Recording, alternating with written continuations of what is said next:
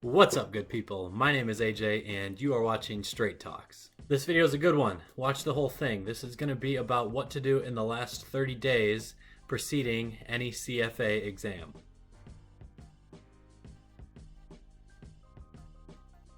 If you're liking any of the other content, or if you're new to the channel, I'll ask you to please leave a like on this video and go ahead and subscribe to the channel. It helps me out a little bit. I appreciate it.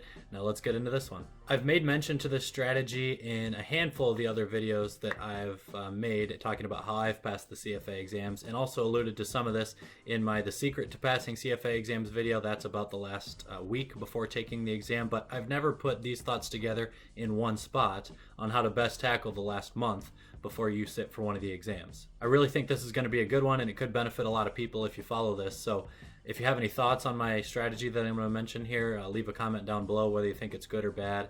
And if this is something that could help you out and you think you're going to use it, or you do use it and you look back on this video and you've passed the exam, then let me know, because I like to hear that type of stuff. This 30-day strategy is going to assume that you have completed all of the content of the CFA exam. So whether you're reading the material directly from the CFA curriculum, whether you're reading the Kaplan or Wiley study notes, or if you're watching video lessons from one of those providers, or maybe Mark Meldrum video lessons, whatever it is, these last 30 days are best used, in my opinion, by doing a comprehensive review. And to be reviewing the information, of course, you need to have viewed it for the original time. So if you haven't gotten through all the information yet and you're really kind of crunching for the exams, you probably want to do a combination of continue to get the information into your brain, but also start practicing it. Ideally, though, you're done with all that, and so that's kind of where I'm going to approach this strategy from. The last 30 days before any CFA exam is the most important time period by far in improving your chances of being able to pass that exam. This is for a few reasons, partly because depending on how long you've spent studying already,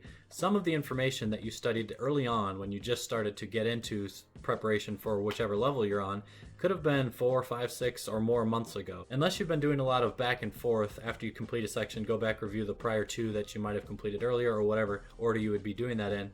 This final review in the last 30 days before the exam might be the first time that you look back at some of that stuff that you learned 6 months ago. I know for me, when I was studying for the exams, that's how I managed my schedule, and so the last 30 days were a refresher for some things that I hadn't seen in some time. Of course, we know it's important when you originally learned that content that you tried to plant those seeds as well as you could, so that when you start doing your final review before one of the exams, you can easily recall it and make sure you're confident on that information, you know how to answer questions surrounding that content. But in the last 30 days, you're really relearning a lot of that material and also cementing it in your brain. It's really in the last 30 days that you get yourself to the spot where you can pass one of these exams. I'm not going to recommend this to everyone here, but for one of the levels, I can't remember which, I took a practice exam before I started my final 30-day review process. Actually, I think it was level 1, and I scored like 52% or something.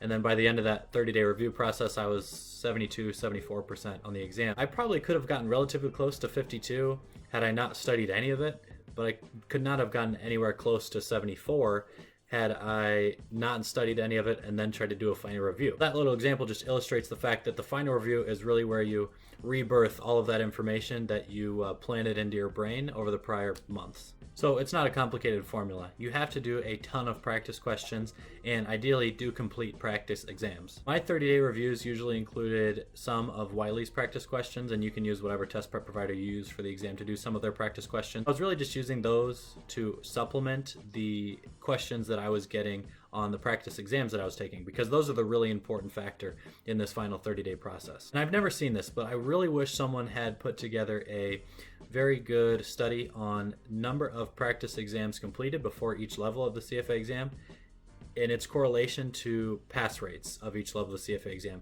I don't know where it falls off at. I'm sure it's pretty high, meaning it's very beneficial for you to do more than 8, 10, 12 practice exams, because there's so much content to these things that you're just going to see more and more material that you're going to remember, hey, I studied that 5 months ago and I hadn't seen it in the past 2 weeks of my last 30-day review. I'm glad I got to it now. You see a lot of people that take 2, 3, or 4 practice exams online. I don't think that's anywhere near adequate.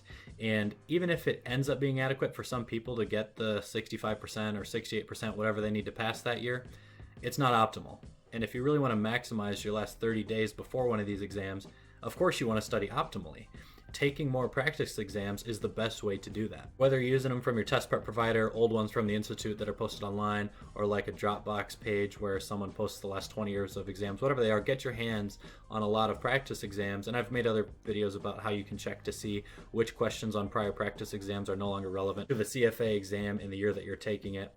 Make sure you're doing that a little bit too. But even if 90% of the questions that you reviewed in a practice exam are still going to be relevant, that's pretty good, and it's still a good use of time. For level 1, I got in 12 practice exams. For levels 2 and 3, I think it was like 16 or 17 whole practice exams. I cheat a little bit on them, and what I mean by that is I don't treat them exactly like an entire 6-hour exam. Some people will live and die by that mentality. When you're doing a practice exam, you have to replicate the real exam as much as you can.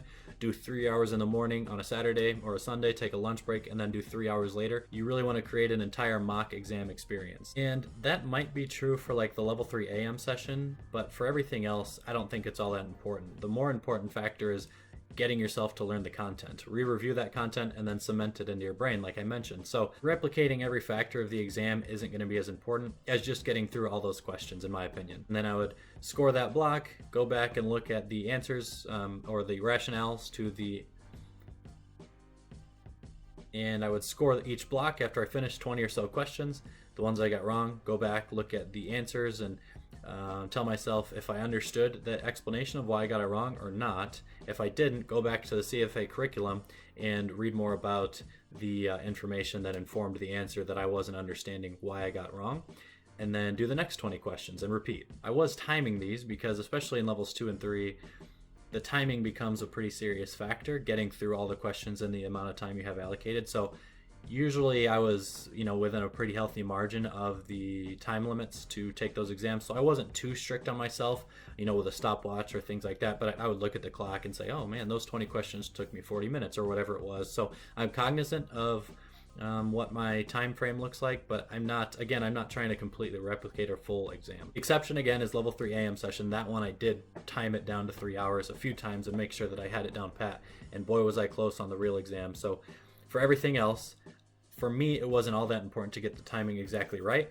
I just wanted to use the questions on the practice exams as more review material because I do think that a lot of the content that the CFA Institute will put out on the practice exams is most similar to what you'll see on the real exams. Then I actually would do one full real mock exam. And for me, this was an event hosted by my local CFA society and sponsored by Kaplan. Kaplan would write this exam, and they do it every year, so you should check this out if you're interested in this. And like 2 weeks before the exam on a Saturday, you go to some location. For me, it was at a university about an hour from where I live, and you take a mock exam just like the real exam feels. So everyone's in a room, you get the 3 hour blocks, whatever. That thing is totally timed. If you do this, it's worth noting that the questions that Kaplan puts on their mock exams are extremely difficult. They're way harder than the real thing.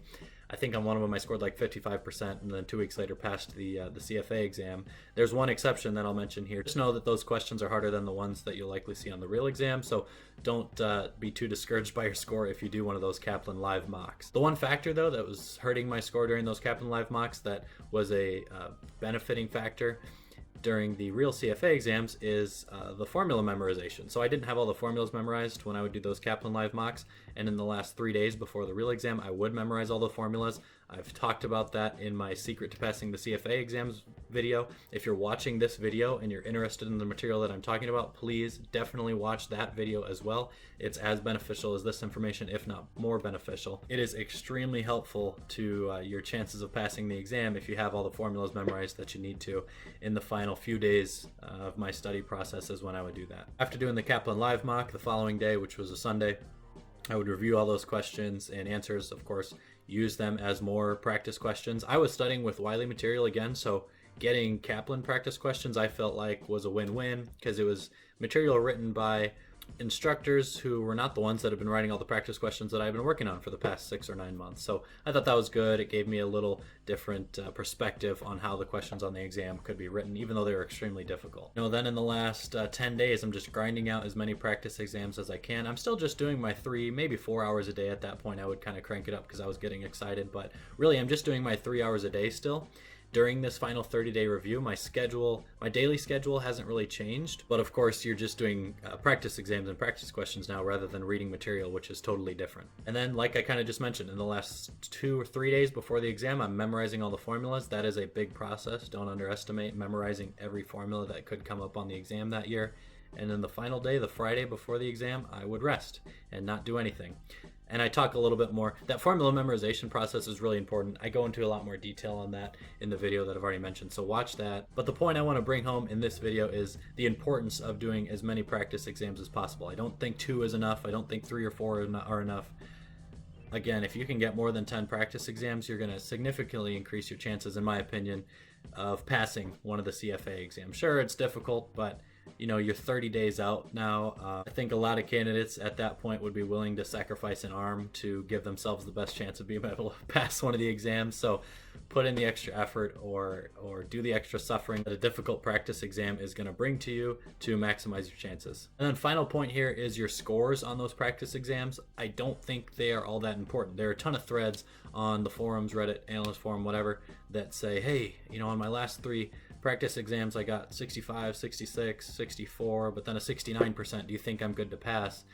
No one's going to know if you're good to pass based on arbitrary scores on practice exams when they don't even know exactly which exams you're talking about there. We know that the minimum passing score is somewhere between 60 and 75% at any given year, and there are people who will do a lot of statistics to try to figure out exactly what it might be. I think realistically it's between 65 and 68 in my opinion. Do not put too much weight on your score on these practice exams, especially if you do what I did, which is take all these practice exams before you even have the formulas memorized. I would use like a formula cheat sheet while taking them, so sure, I was getting some of those formulas in, but I think it's just easier once you actually know the formula and how to plug in and answer that question.